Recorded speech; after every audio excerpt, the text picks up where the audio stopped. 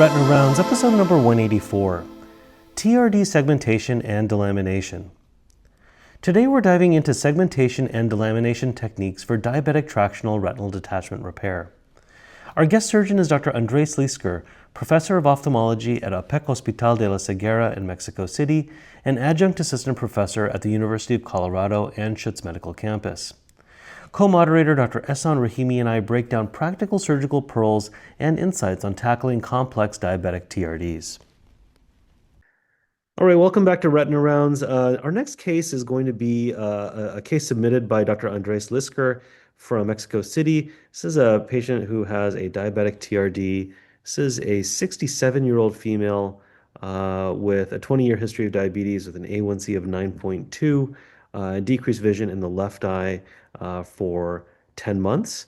So here's the patient's preoperative picture. Ehsan, what are you seeing here?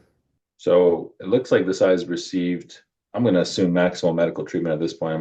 Maybe they've had some degree of injections. They've had pretty decent PRP that's been placed in. You've got this kind of wolf jaw configuration of mostly fibrous tissue, engulfing your superior and inferior arcades. This is tough, man. The central macula is not really that involved here, and your visual acuity is 2200. I'd be curious about some other things here. I'm curious what the lens status is here. Is this patient phakic, superphakic? Assuming the lens or opacity isn't playing that big of a role here, I'm curious to get an FA before I'm jumping into the OR. I wonder if there's significant macular ischemia here, because these are cases, surgery on these types of diabetics who I'm assuming this patient's diabetes is potentially brittle, these can go south. Even if everything goes anatomically great with surgery, there's a lot of preoperative and intraoperative considerations whenever you're operating on these type of patients that I'm sure are worth discussing. I'm sure we'll talk about here as well too. What do you think, Pradeep? Yeah, I totally agree. I think that the vision of 2200 is really out of proportion to what we're seeing on the OCT. Yes, there's an ERM there, but there's not a whole lot of disorganization of the retinal inner layers, Definitely think an FA is a really good idea to look for macular ischemia, but at least on the OCT, it doesn't look like the perfusion status is that bad, at least based on the anatomic layers that we're looking at least in this 1B scan. Yeah. And so, I am wondering, is there a really significant cataract? If there is, maybe try taking the cataract out first and reassess what this patient's vision is. Um, I think also, checking the optic nerve. Sometimes these patients can have an optic neuropathy, a diabetic papillopathy in the past. This particular nerve doesn't look to be pale, but, comparing this eye to the fellow eye. And that really brings up the other question is what's the fellow eye status? Is the other eye completely blind? Is this the patient's better seeing eye? That may impact, how aggressive you want to be with this eye.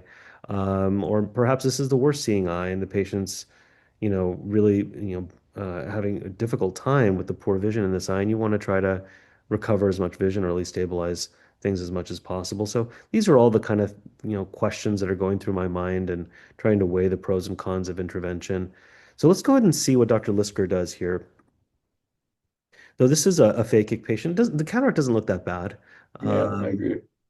and it looks like he's doing a 25 gauge vitrectomy here, putting in the trocars. That's an interesting technique to stabilize the eye for that nasal passage. I've noticed a lot dealing with trainees over the years. Of those three ports, it's always insertion of the nasal port that gives them the most problems. And that was just neat. That was just a cool way of stabilizing the globe and having control to have that temporal trocar in. You can kind of keep it stable. You can tilt it a little bit, even temporally, to open up your nasal field for that insertion. Sure.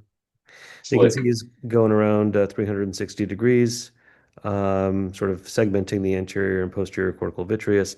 Although I'm not sure that the posterior cortical vitreous is actually up. You see that sort of sheen in the inferior retina there, suggests to Hmm. me that maybe there's a layer of gel that's still down anterior to this fibrosis. And now he's going to the forceps here to elevate up over the optic nerve. You do run the risk here when you pull out the optic nerve that you might get bleeding, Yep. but it's doing this sort of inside out approach can help you be sure that you're in the right plane, and that's really the name of the game here. Is you got to get into the right surgical plane. You have to get in between that posterior cortical vitreous and the retina for this to be a safe and successful procedure. What's your feeling as you're dealing with hemorrhage, inevitable hemorrhage in these diabetic cases? Are you letting it kind of coagulate on its own? Or are you using diathermy judiciously? What do you do? I don't. Diabetic vitreous is very rich in fibrin. It can form almost like another membrane, and so if you leave it and it keeps oozing and getting bigger and bigger, all of a sudden once you've you've delaminated some of these fibrovascular membranes, then you have to contend with basically another coagulated membrane that can be just as difficult to elevate. And so, if I'm seeing bleeding, I'm gonna, you mentioned the perfusion status earlier. You do have to be careful going to tamponade pressure. You can't just sit at a tamponade pressure for long periods of time in these ischemic eyes. So what I'll do is I'll go ahead and I'll temporarily go to a tamponade pressure. I'll bring my diathermy in. I'll lower the pressure when I see exactly where that hemorrhage is coming from. I'll diathermize that source of bleeding. I'll watch and then continue to bring the pressure down. And then once I come back down to a physiologic pressure and I don't see any more bleeding, that's when I feel like I can carry on with the case. And of course, sometimes you just have to aspirate some of the blood before you can do the diathermy.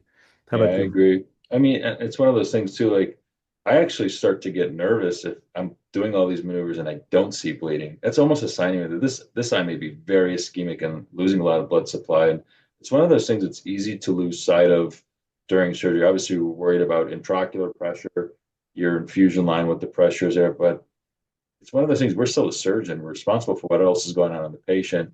I caution our colleagues, pay attention to this patient's blood pressure during surgery. I'll frequently keep tabs on it by talking to my anesthesia colleagues, asking what their blood pressure is like, making sure they're not running too high or too low. Because these eyes, especially with advanced diabetic retinopathy, you can step out the nerve and you can have an anatomic success, but just due to how ischemic this eye already is going into the surgery, you may lose whatever vision is there. I got to say, Dr. Lisker is really performing a beautiful surgery I here. agree. I mean, the use of both hands, sort of peeling up the hyaloid with the cutter, and then identifying where the pegs are, cutting those pegs. Just really a beautiful I agree. combination of techniques here of This segmentation, is just delamination. textbook, yeah, segmentation, delamination, separating your superior and inferior pegs there very nicely and then isolating them. Very, very nice technique here.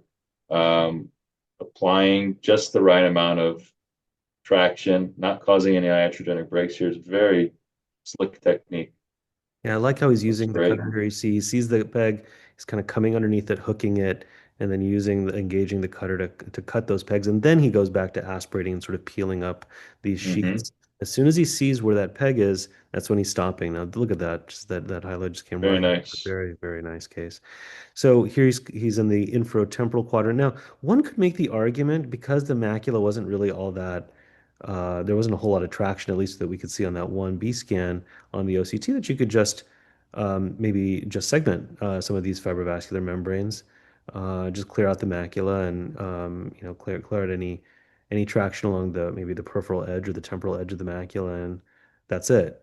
Um, I like this approach. I like trying to delaminate all these membranes as much as I can. But at a certain point, sometimes it's this constant, weighing the risks and benefits of, is it worth going after and trying to delaminate everything, or can some of this be left behind? And that really is that type of decision making really just comes with experience, I think. I agree. You know when enough is enough. You know that one of those telltale sayings is the enemy of good is better. But it looks like there might Better be a know little when to break stop. there. Might be a little break there where that diathermy spot is. But all in all, geez, to have only one small break here so far is really, really quite remarkable. It's very nice technique. Really using the cutter very, very, very nicely. And here he's in the nasal quadrant. But here, I think have gotten so much, had so much success so far. This is an area where I might say, you know what, I'll just do what I can, but just leave it. This isn't going to be in a visually significant area. Another one of those sayings I remember from training is never lose the game in the nasal retina. Yep, yep. And that's exactly what he did. He just did what he could there and stopped. That's a very, very mature move. And now he's dealing with some of the hemostasis, aspirating here some of the blood, and now doing a peripheral shave. Are you routinely using a intravitreal anti-VEGF at the conclusion of these cases? I wouldn't say I do it routinely, but certainly reasonable. One of my colleagues really likes to use it. He really believes that that decreases the risk of postoperative vitreous hemorrhage and just sort of expedites the recovery. So yeah, I think it's probably a good idea. I just don't routinely do it. How about you? Yeah, it's not something I've routinely done, but I think some of my fellows have encouraged me to incorporate it more. So I find myself using it more and more in Hmm. our cases. I don't have enough of an N to know if it's making a big difference yet or not, but I think in theory it sounds good. Hmm. And here's the PRP going in. So yeah, there was already some PRP, but now adding in PRP to those areas that couldn't be treated because of those fibrovascular membranes. You can see here there's still a little bit of oozing going on. You know what I like to do here also, as I'm just sort of cleaning up the residual blood, is I just drop the pressure down to a subphysiologic level. So I'll drop it down to like, well, not maybe not subphysiologic, but I'll drop it down to like 10 millimeters of mercury. Really stress it. You're at 25 millimeters of mercury. They're not going to be at 25 millimeters of mercury in the early postoperative period, and so it can help to decrease the risk of an early shakeout hemorrhage. And now look at this postoperative outcome. Great outcome. Really Wow. beautiful outcome. 20/50 vision.